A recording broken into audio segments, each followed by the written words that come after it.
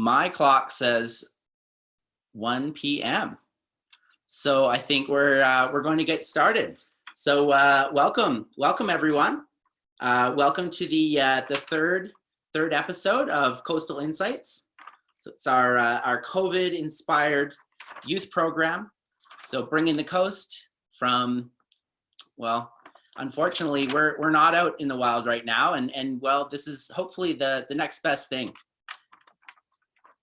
So my name is Nathaniel Glickman, and I'm broadcasting today from the traditional territory of the Comox First Nation. So where is everybody hailing from today? I heard someone as far as Chicago. Where's everybody else coming from today? We've got Ontario, Crofton, Chemainus, Ucluelet,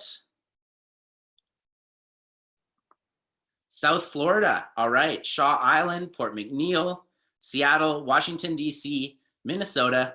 All right. Well, it's great to know that that we're getting out there. So who are we? Who is Raincoast Conservation Foundation? So for those of you who do not know us, we're a team of conservationists and scientists empowered by our research to protect the lands, waters, and wildlife of coastal BC.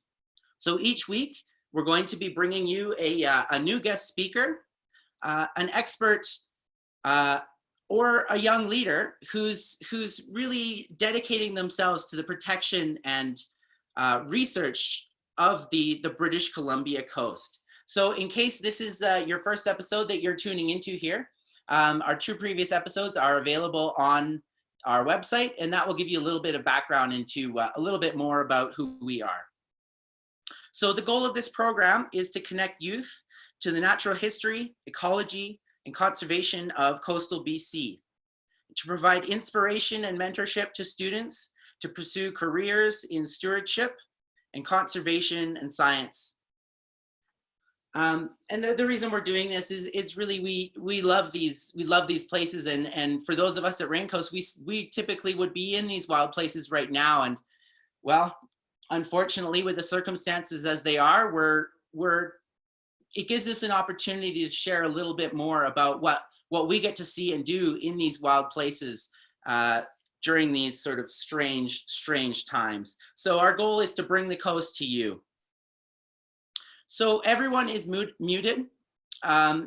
We will be taking questions throughout, but we're going to have a nice sort of question period at the end where we'll have lots of time to sort of field most questions. If you guys have any issues, or if there's anything that doesn't look like it's working right, we'd love for you to chime in on the chat, and that will give us insight into how poorly or how well we're operating in these technological times.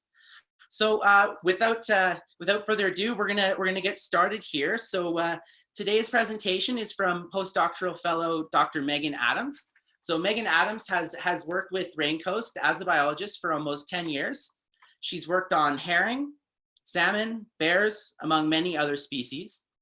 She's tough as nails, and she skis faster than you do, both up and down. Today, she's going to introduce us to the salmon forest and give us a little glimpse into the life of a bear biologist.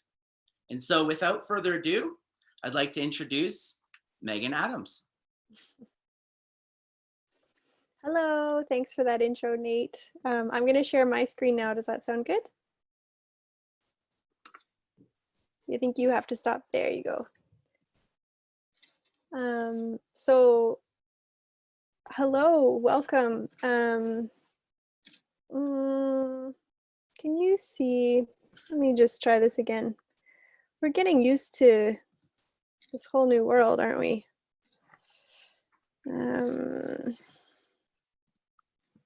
Okay, share my screen. I would like you to see this screen. And now I go like this. And now I go like this. Okay, hi. Good morning, good afternoon, wherever you find yourself. I'm coming to you, similar to Nate, from the traditional territory of the Comox Nation. And here in Kwakwala, I've been taught to say Ikligans Dudugwo means really nice to see all of you, even digitally. I just want to take a moment to invite all of us to be grateful for the places that we find ourselves. I'm grateful to the folks that have stewarded and continue to take care of these places for millennia. So because we can't go to the coast, I thought I would take you there in photos today. And this is an estuary I get to work in every spring in Rivers Inlet. That really demonstrates how interconnected land and sea are along all coastlines, but especially the west coast of British Columbia, which is technically a coastal temperate rainforest. So a temperate rainforest is an area that's generally colder in temperature and receives really heavy rainfall, and is quite productive, and so generally has a lot of really valuable trees. So in the last 400 years onwards have been really heavily hit by timber harvest. In British Columbia here, we have one of the last remaining semi-intact tracts of coastal temperate rainforest around the world, but we can see that they're distributed across the world. But what makes the temperate rainforest in coastal BC and Alaska and Washington state special? It's the salmon that connect the land and the sea. So here's a picture of a classic salmon valley that punctuates inland from the ocean, that fertilizes huge trees for the fish to come up. So here we like to think of rivers as conveyor belts of salmon. We often call them the backbone of the coast. They bring the fish in and bring all the nutrients that the fish have from their life in the ocean into land. So every fall, thousands of salmon migrate home up these rivers to spawn, and then they die after they spawn, leaving with them where they've spawned all the nutrients that they have. Now, we call a species like salmon here a keystone species because if you were to remove it from the system would drastically change. Here in BC, we have 5 species of Pacific salmon, and they really range in their life histories.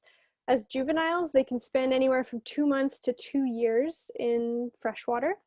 And then whenever they leave the freshwater to go to the ocean, they can spend anywhere from 2 to 7 years at sea before coming home.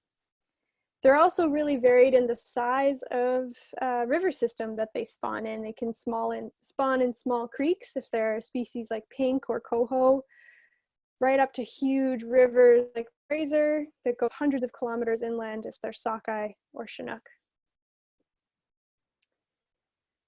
So it's really these carcasses of the fish that provide all that food I was talking about. And a lot of research has been done on how salmon provision terrestrial ecosystems. And we found over 130 species of plants, animals, insects, birds that rely on salmon carcasses. Here's some examples of some of those species. So small mammals, insects, birds. And actually, the salmon provides such an abundance of food for small insects, they create more and more and more insects, which then feeds things like birds, and also ends up feeding juvenile salmon that hatch the next year. So in a way, salmon end up helping to feed themselves.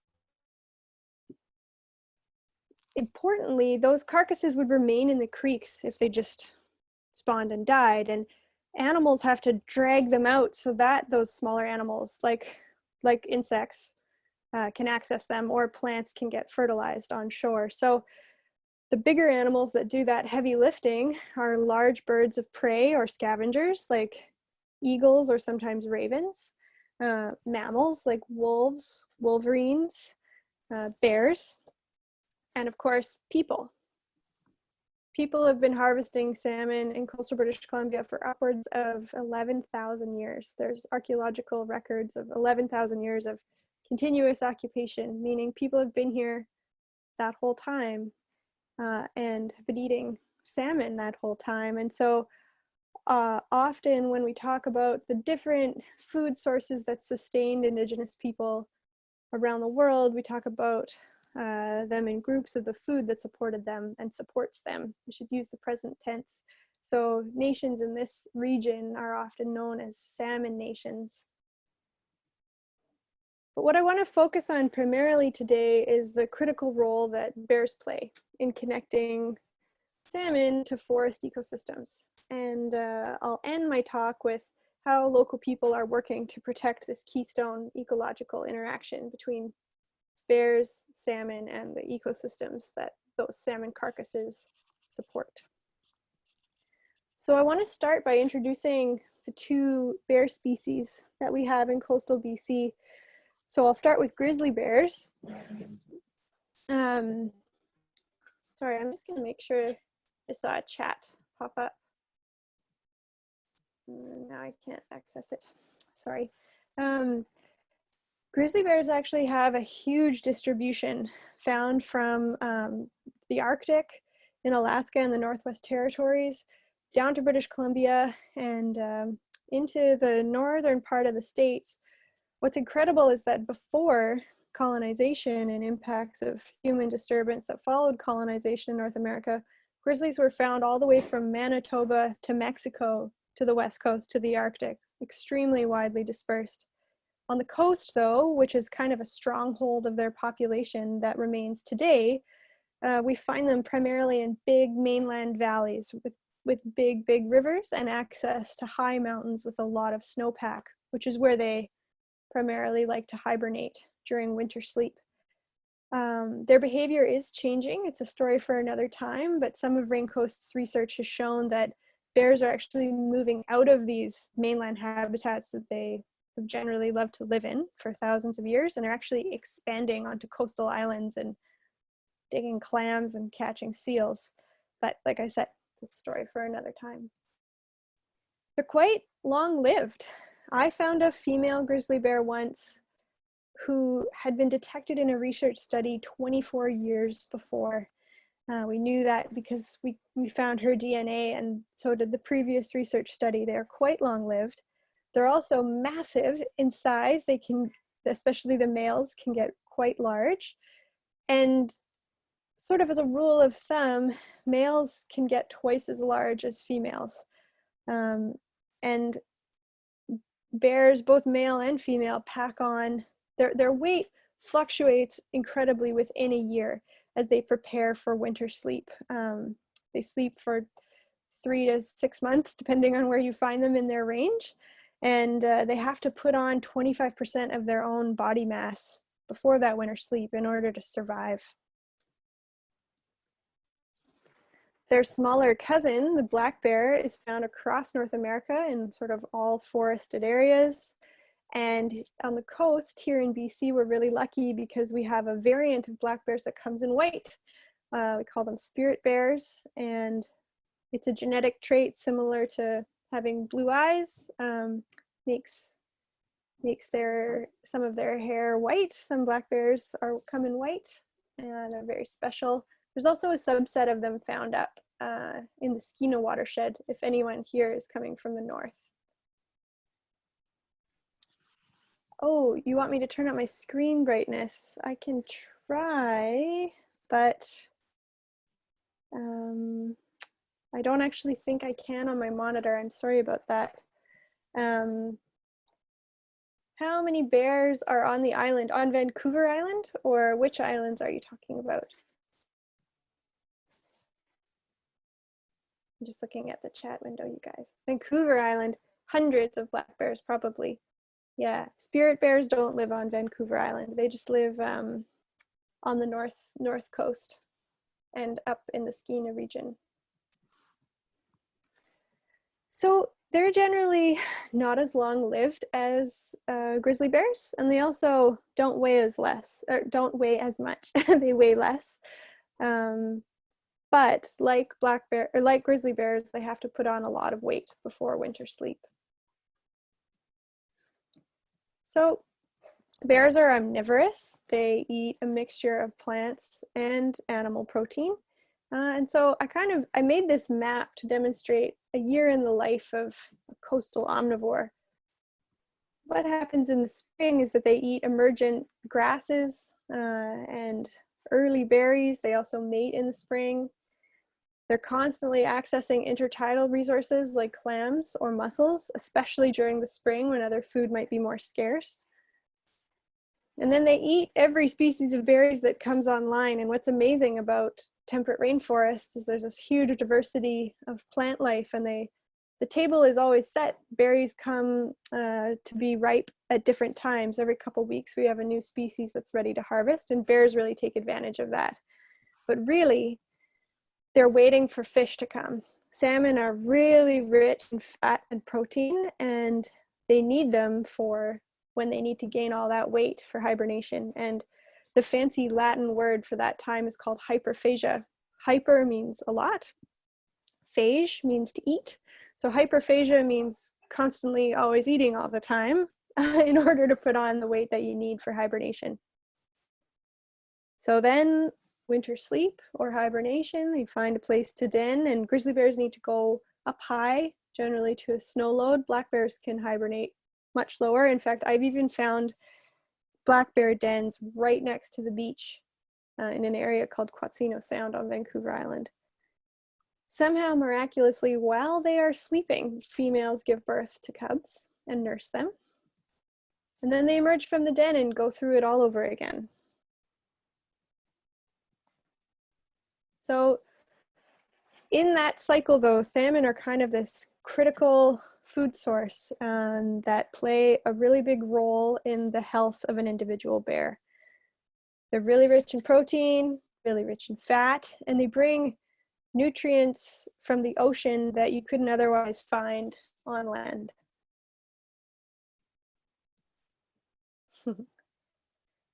This is a cycle for, just looking at a question in the chat, is this a cycle for all bears or just one kind? It applies to grizzly bears and black bears. I know less about polar bears, but polar bears are in the same genus, the same sort of broad family as these two bears. So I wouldn't be surprised if they behave somewhat similarly. Okay, so salmon, super important food source. The more salmon a bear gets access to, the higher its individual fitness. And when I say fitness here, I'm using it the way an ecologist like myself would. Fitness means that you reproduce a lot, that you contribute to the gene pool of your population. It doesn't mean how fast you can run. So when you have more salmon in your diet, you're able to produce more cubs. We have also found through our research into bears that have access to less fish are actually way more stressed. You give birth to less cubs because they're filled with stress hormones. And so we need to keep this in mind for bears. They need access to salmon in order to be healthy and happy. But yeah, at the end of the day, it's kind of this direct relationship. The more fish you have, the more bears you have. Now, a person is asking, is human consumption of salmon negatively impacting the bears? That's a really good question, and that's kind of what I actually focused my PhD on. And I think the short answer to that question is yes, right now, humans do affect how much fish bears access. But back in the day, there would have been enough fish to go around, and nations would have managed and are still managing salmon harvest in a way that leaves enough for bears, but we'll talk about that in a bit. Another really cool fact is that bears have an amazing ecological function in the rainforest. They don't just drag carcasses on shore and bring salmon nutrients to land. They eat berries, and the seeds from those berries are in the scat, and so they eat the berries, the seeds from the berries are in the scat, and sorry, I just have to close the chat, I'm getting distracted. And they can create more berry bushes because they spread the seeds all over the forest. Now, we've put video cameras on bear scat that's filled with berries, berry poop. And mice and birds and so many animals come to these poops that are filled with seeds and take those seeds into the forest and cache them. Eat some of them, but a lot of them end up growing into berries. So you have this really interesting loop where the more salmon you have, the more bears. The more bears you have, the more seeds of berry bushes get dispersed. The more berry plants you have, then the more spring food bears have in the future. It's like incredibly interconnected. Yeah, so similar to lots of monkey species in tropical rainforests who are able to disperse seeds of fruits that they eat, bears act in that way, and in part that behavior is fueled by how much fish they have access to. And then how much fish they have access to determines how many cubs they can have. However, not all bears are created equal. Social dominance and hierarchy, where the bear is in the dominance chain, really affects how much fish they can eat. So what we find in a creek is that a big dominant male will be eating in the middle of the creek, eating the fish right there, and females have to feed on the side. And females often are the ones that catch fish on the side and then drag them far away in order to be away from the dominant males. So females are better at fertilizing the forest than males. There's also a difference behaviorally between grizzly bears and black bears. Grizzly bears are much more dominant than black bears. Black bears are afraid of them. So when a black bear gets a really juicy fish, they want to get as far away from a male grizz on that creek as possible. So they go way into the woods. And this matters because if there's not enough fish to go around, only the dominant bears get fish, and only the dominant bears eat fish right in the creek, so the forest actually gets fertilized less. We want those less dominant bears to have access to enough fish, and that really comes down to how much fish there are in the first place. It also matters which bears are on the creek. Are there just grizzlies? Are there just blacks? Are the males somewhere else? Is it a nursery creek with just females? But at the end of the day, when you have more salmon, then the less dominant bears get to access those fish and they take them into the woods farther and farther away. And that means we have more fertilization through the carcasses into the forest.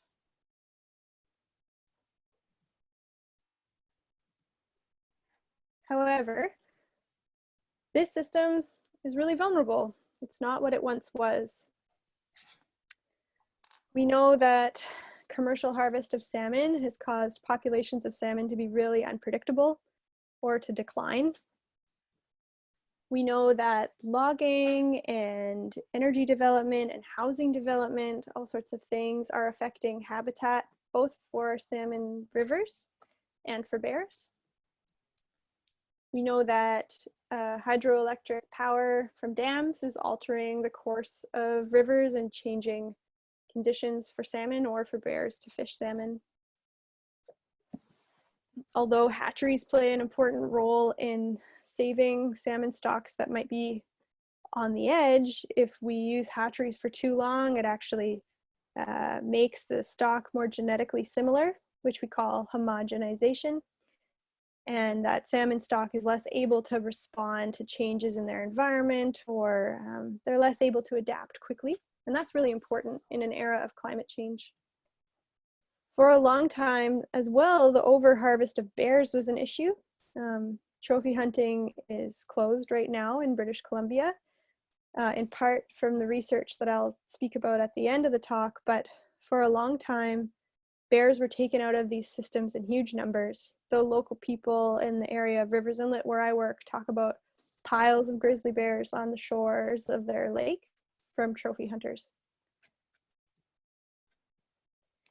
What happens when salmon are scarce, and this relates to a question earlier in the chat, we see a huge increase in bear-human conflict, which puts bears at risk from being shot because they're a conflict bear. The system is also really vulnerable because even though scientists are doing their best, a lot of science programs by the federal government or the provincial government, they don't have a lot of capacity anymore, and they might not have researchers on the ground. At the end of the day, they don't have great information, and yet they're trying to make management decisions for the whole coast, and it's really hard to make good decisions when you don't have the right support. And that was a huge motivating factor for Maine Coast to start what they call the Salmon Carnivore Project, where we monitor bear populations, their diets, and their habitat use across the Central Coast. This work was driven by management goals of 5 nations on the Central Coast. This area that we monitor in the blue polygon is over 22,000 square kilometers. It's huge, and there are hundreds of sites that we access by truck, boat, or helicopter. We create a little barbed wire, single-stranded barbed wire corral, and we put a fermenting fish sauce in the middle that just smells really good to a bear, but isn't actually food for them. They're attracted to the smell, they crawl over the barbed wire, and they leave a big tuft of their hair on the barbed wire. So usually we would be out there right now doing this work. Here's some shots of us lying around in the woods getting bear hair off the barbed wire. And the hair is so useful. We can learn so much about a bear, and we never even have to see it. We learn who the bear is from its DNA, the species of bear it is, if it's a male or a female. We also can tell which unique individual it is. It's kind of like a genetic fingerprint. We can also tell from the hair the chemical signature of the elements present in the hair. And using carbon and nitrogen signatures in the hair, we can tell if that carbon or nitrogen came from food for the bear that was from the ocean or was from the land. And that helps us tease apart if it was salmon or intertidal protein in their diet, or if it was plants. So for every bear's hair that I've found, I also get this sort of pie chart of what they've been eating. And from that, I've been making maps of where bears eat fish. So this is a map of the Central Coast, and the darker the red color, the more fish in the bear's diet. This is for male and female grizzly bears on the top and black bears on the bottom. So the hair tells us patterns about how bears use fish differently among species and sex. And nations are really interested in using this information to make good management decisions that relate to bears or to fish. So, of course, we study bears because we love them and we're curious and we like sharing facts, like what I'm doing right now. But we also study bears because it's a vehicle to support management of resources, in this case by these Indigenous governments. We used the data from this research in our campaign to help end the trophy hunt, which we were successful in doing. We study bears to learn more about how humans can share resources with bears, especially when resources like salmon are becoming more and more unavailable. We want to do better at managing forests and managing fisheries. And so understanding which areas are important for bears or critical to protect helps us do a better job at managing those. If you want to learn more, you can look at our website, or if you go to bearsforever.ca, there's a video specifically about the Salmon Carnivore Project.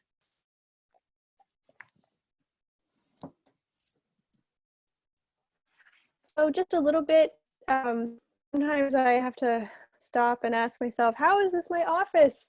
Right in front of my knee there in the moss, it's a kind of a hole. That's one grizzly paw print stepping through the barbed wire site. And I've been incredibly fortunate to get to work in the places that I do. And, you know, part of that is putting my nose to the grindstone and going to school. But I would say far more than the university degree in biology that I have is the time I invested in sort of taking chances, going on adventures, to learn new skills and build relationships. I did the co-op program at my university, which meant I got work experience every summer, and I got to travel all across Western North America doing really interesting research. And you know, I had to be flexible to do that, and I had to leave my friends every summer, and but I made lots of new friends and I learned so much.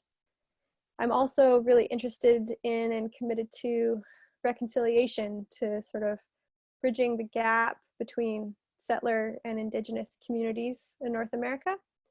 My parents were really interested in that, but it also just feels like the right thing to do given what we know and where we're at. And so combining all of these things made me realize that I loved nature, I liked research, I was interested in good management, and I believe that that management belongs in the hands of Indigenous nations. And so combining all of those things led me to the work that I get to do today. I'm just going to end with a challenge for you guys out there. We're doing a challenge every week. So we want you to go online and do some research and come up with 3 different ways you can tell a black bear or a grizzly bear apart. Whether you just see sign of them in the bush from scat or from tracks, or whether you see the animals themselves. Now, I can already see a couple differences in these photos, but I will let you be the judge of that. And you can email your answers of those 3 different ways to Maureen, whose email is on the screen here. So get in touch if you have any questions. You can follow me on Twitter or write me an email at my Raincoast email. I love talking about bears. I love talking about biology and work experience, and I love talking about the hard and good work that it is to collaborate with Indigenous nations. I'll just leave you with these links. We might pop this slide up a little bit later, but I'll throw that up for now. Okay, thanks everybody.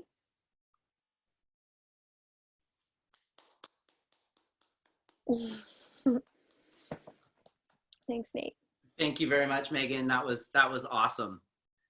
So I'm just going to. There's a lot going on. You know, you've got the chat and the video and the PowerPoint. The more engaged people are, the more rapidly it's all happening. Could I get you to stop screen sharing for a moment? You bet.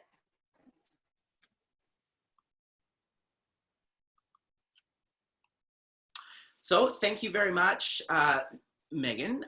Let's get into some questions. I know, so there was a number of questions that were coming up there, and well, essentially, if we answer every question as it comes up, we're never going to get through the presentation. So we were not ignoring you, but we were just postponing when we dealt with it. So there was a question that was written twice there that was saying that someone was seeing photos of really skinny bears in North America, I'm guessing on the British Columbia coast, and asking whether that is a normal thing to see last year.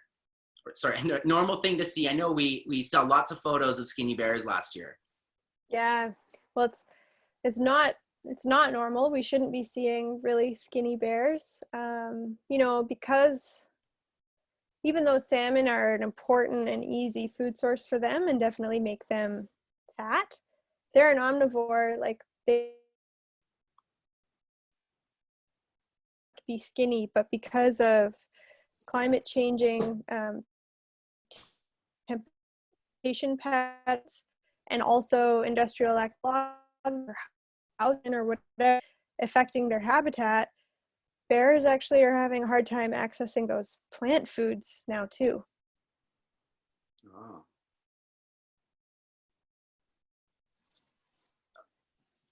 Okay, so I see a question here. Trophy hunting of grizzlies has ended. I was wondering if you could clarify on that. When you're talking about the trophy hunting ending, you're specifically talking about grizzlies? I am. That's great, Nate. Yeah, so when we say trophy hunting, we mean paying guests from other countries coming here to shoot grizzly bears for sport. The hunting of black bears is still open by British Columbia residents or paying a guide to do so. Um, I will also note that when we say trophy hunting for grizzly bears is closed, it's closed via a regulation, which is just like how they regulate hunting of all animals. So it just says closed everywhere, but it's not in like legislation, like deep provincial policy. So a government could reopen trophy hunting at any time quite quickly. So we have a question here. How come people hunt black bears still? A lot of people eat black bears for food. The nation where I work, people eat black bear and they eat cougar, but they've never eaten grizzly bear. And that was the same theme for every nation on the coast that got on board with this project, is they would harvest grizzly bears very irregularly for ceremonial purposes, never for food, whereas black bears are eaten for food from time to time for sure.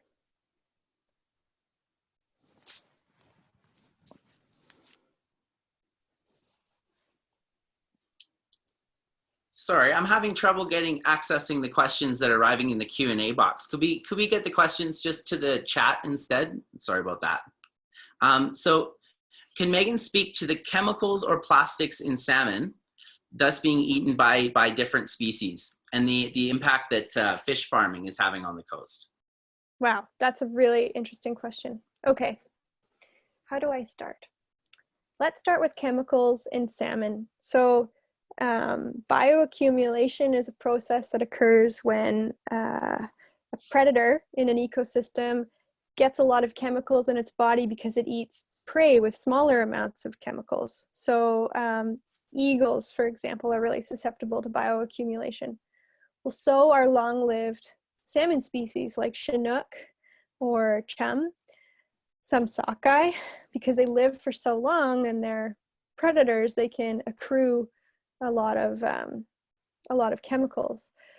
So that makes bears vulnerable to that. Raincoast did a study a long time ago about mercury load in grizzlies that were mostly reliant on Chinook. Now, why this is related to salmon farms is really important. Pink salmon, they only are in fresh water for 2 months. They head out to the ocean. They come back basically straight away after a year and a half to spawn. And that means they have the least amount of chemicals. They're really clean fish for birds and for bears to eat.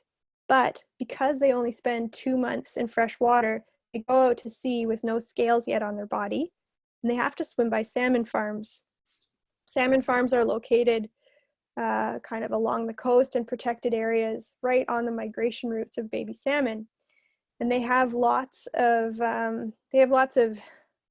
well, there's sometimes 1 million fish in one pen. They're quite concentrated. And so that concentration of fish can generate a buildup of viruses, which we've all been talking about lately because of COVID and areas of dense human population. So it's the same thing on a salmon farm. They also accumulate a buildup of, why can't I think of the word right now? I mean, the species I'm talking about are sea lice, but generally things that attach to the outside of the fish. Parasites. Parasites, thank you. So the parasites can transfer to those juvenile pink salmon who don't have any defense. They don't have any scales or anything. And so pink salmon have been hit the hardest by salmon farms, and yet would be the cleanest, most reliable food source for bears because they spend the least amount of time in the ocean. So it's, again, really complicated and interconnected, but I think that when people want to talk about the impact of salmon farms on bears, it's totally linked to chemical accumulation in the different species of salmon, and pinks being affected the most by farms. Very interesting. So I just saw a question come up. How long do salmon live? Okay, well, so pinks live 2 years. Coho live 3 to 4 years. Sockeye live 2 to 7 years, and so do chum, really like all over the map. And Chinook are usually sort of 3 to 6 years also. What's crazy is that they all get such different sizes. You know, a 3-year chum can be this big, and a 3-year sockeye can be like this big. Their life cycles are really different in the ocean. They eat different food, and that means that their bodies gain different amounts of protein or fat. Okay. And so on that segue there, so do male and female bears have different diets? If so, how are they different? I know you touched on this a little bit from your work, but if you could go into that. Absolutely. I would say that males generally eat more salmon or more protein. So if they're an interior grizzly bear and they don't have fish, they might be eating more moose calves or deer. Males eat more protein and they have a larger body size, which allows them to outcompete other males to mate with females. Females eat less meat to stay out of the way of males mostly. What we find is that if a female bear has no cubs, but she's carrying fertilized eggs, she eats a lot of salmon. She's nimble, she's quick, she can maybe eat fish without getting pushed off by a male. But the next year, if she has a couple cubs, she won't eat any fish at all because it's too dangerous bringing the cubs near males. It's dangerous because males kill cubs to kill off any offspring of another male because they want to mate with that female and increase their individual fitness, like what I was talking about before. Yeah, so fancy science word for that is called infanticide. I wasn't prepared for that. It's a tough fact of the world out there. Bad dads. Bad dads. But bears have evolved. They could get by on plants if that was all that they had. Lots of Arctic bears are like that. And so if a female is only eating plants, or maybe she's getting her protein from clams or mussels, if she's an outer coast bear, she's just fine. She just has to eat more than if she had access to fish. We've got quite some banter going on in our chat here. We've got, talk about deadbeat dads. Give the ladies respect. Yeah, for sure. We had a question early on that was asking whether larger bears hibernate for longer. Sorry, can you say it again, Nate? Do larger bears hibernate for longer? No, if anything,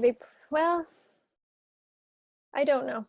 I think bears, if a bear is larger, it's probably because it had access to more food.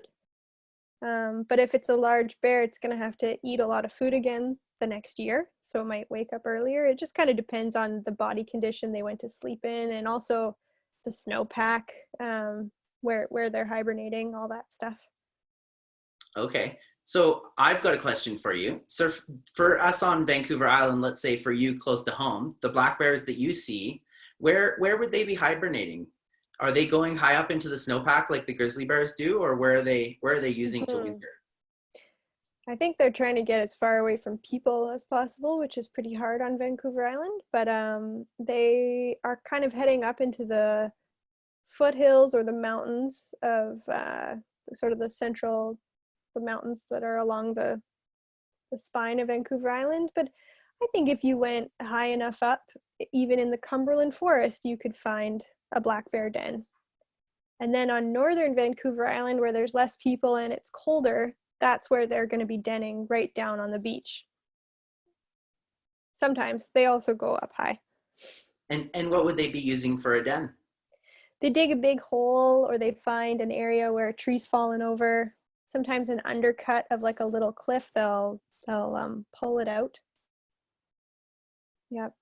There's a woman named Helen Davis who she's an incredible scientist, and she just published a really cool report on identifying black bear dens on Vancouver Island, because I don't think there's a lot of provisions to protect black bear dens from logging. So we're trying to improve our understanding of that.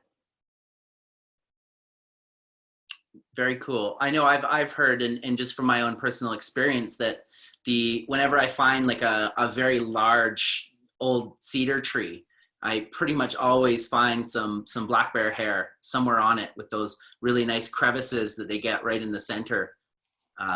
maybe Yeah, more of a daybed kind of thing, but totally. um, Uh, okay, so we have a question here. Do spirit bears have a harder time surviving in the wild because of their coloring? Are they mm, hunted more? So there's wow. two questions in that. Um, I think that so there's some research that's been done on why are white bears white? Why does this white gene persist? How does it stick around? And what some people have found is that white bears are actually more successful at hunting salmon during the day because the salmon don't see their color as much as a black bear. So black bears might mostly hunt at dawn and dusk or in the nighttime, whereas white bears can just walk into a creek in the middle of the day without scaring the fish. Um, so I wouldn't say they have a harder time surviving in the wild. Basically, just like any other black bear, they might just use a slightly different time of day. Certainly, in terms of hunting, they're protected now and have been maybe for 15 years or so. But when settlers first showed up on the coast, it was a prized thing to hunt a spirit bear. And so I think a lot were harvested maybe 150, 100 years ago. The thing is that any bear that we see that's black could be carrying the white gene. So for those of you doing any genetics in high school, the white gene is a recessive trait, which means you need two recessive genes to have that white color. If you have a dominant black and a white recessive gene, the bear is going to show up as looking black, but it's still carrying the white gene. So even though you can still hunt black bears, they may be carrying that white gene. And that ties into Raincoast's broader work on stopping hunting of black bears on the Central Coast, because we really want to do everything we can to protect that white gene that might be hiding in a black parent bear. That looks like two great questions there. Are black bears as dependent on fish as grizzlies? It depends on if they have to share space with grizzly bears or not. So there's some islands on the Central Coast that have salmon rivers. They're really big islands, but they don't have grizzly bears.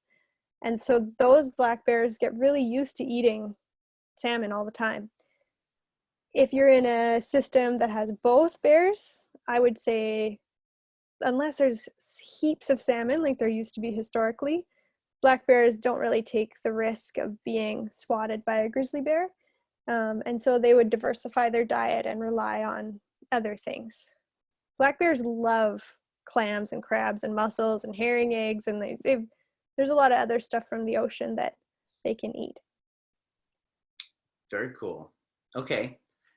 So we'll take a few more questions here, and then I think we'll call it a day. So we've got one here. So if they can hunt easier in the daytime, why aren't most black bears white by survival and evolution?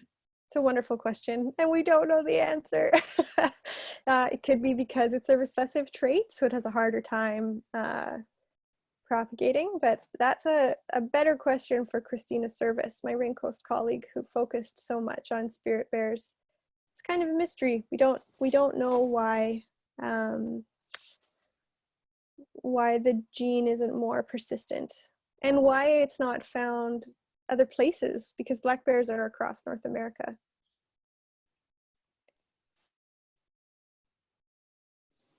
It's fun watching the chat box. You guys are awesome. Yeah. Do you want to attack that? Maybe we'll take two more questions. I want to talk about the berry question. Okay. So there was a question, are some berries bad for bears to eat, or some plants? And what the old people in Awikino have always taught me, the old elders, is that bears taught people which plants were safe to eat. Bears taught people which medicines were safe to use. Bears and people are so similar. We're both omnivores. We kind of use the land in a similar way. We have to share the same resources. And so we know that bears do a lot of social learning from the mother to the cub, whether it's by trial and error or sort of matriarch biological learning. We know that bears learn and teach each other which plants they can't use. And what's amazing is that humans get to share in that in the process. Great. And I think the final question that we're going to take here today, and I think this is a really great one to cap it off, what is the best thing students can do to help salmon populations, hence the forest and all wildlife? Oh, yay. Okay, well, there's so many things. I'd really make sure you're at the grocery store. You know, sometimes when we're in the city, we feel really disconnected from wild spaces. And yet, as consumers, purchasers in grocery stores, we actually have a lot of voting power. So I think that that's really important to keep in mind. From a more like hands-on perspective, I would find out who your local stream keepers society is. There's people in every community that care a lot about creeks, and see what they're doing to restore habitat for salmon. There's a saying, build it and they'll come, that really applies to salmon. There's an amazing documentary that's free by Patagonia called Damnation. And in that documentary, they show how they restored the Elwha River by removing the dam in that river, and salmon come back to spawn the next year. Raincoast is doing some remediation in the Fraser Estuary right now, but even small things like cleaning one spawning bed in a little creek near Duncan can really make a big difference. So find that group, big or small, near where you live, and give them money or give them your time or spread the word. Great. Well, I think that was a sort of a perfect question to take at the end there. I know for myself, my first engagement, my first volunteer gig with within the stewardship realm was shorekeepers. So very similar to a stream keepers program, but we were looking at the marine intertidal, and from that learned so much, learned all kinds of awesome techniques, networked with people and scientists who are doing all kinds of great work. So I know we do have some questions that are still coming in, but we're going to have to leave it there. Before we finish off, I'd just like to say a big thank you to all of our sponsors. So not only are they helping us create these programs here, but they help us get out on the water with students. They help us engage youth from across the entire coast of BC, and we really are very grateful for that. There's many ways to get engaged with Raincoast. We have every kind of social media you can imagine, without no TikTok yet, but we're thinking about it. The more youth programs we do, the more we're going to have to get involved there. If you have any inquiries about this program or any feedback, we would love you to email us at maureen@raincoast.org. Next week's episode is going to be at the same time, so Wednesday at 1 p.m. And we have an episode called Welcome Home to Kwakwam. So we're going to be, we've got Joe Ackerman from the Cowichan Nation who's going to be joining us. So we're really excited about that. And that's that. We hope you guys enjoyed that. We hope you learned a lot. I know I did too. I'd love to just say one final thank you to Megan for her amazing work here today. And thank all of you guys for engaging with us here today. So take care, everyone.